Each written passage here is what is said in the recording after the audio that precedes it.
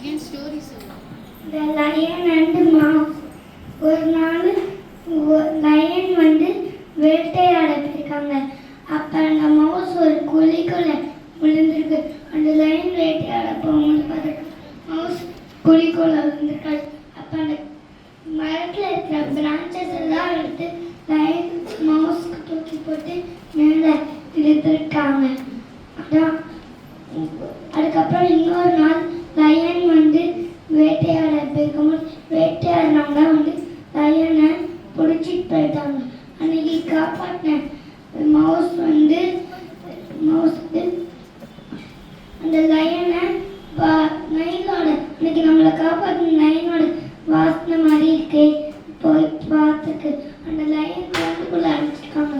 இந்த மவுஸோட பல்ல வச்சு லயன் மாதிரி கூட வளர்ச்சிருக்கு.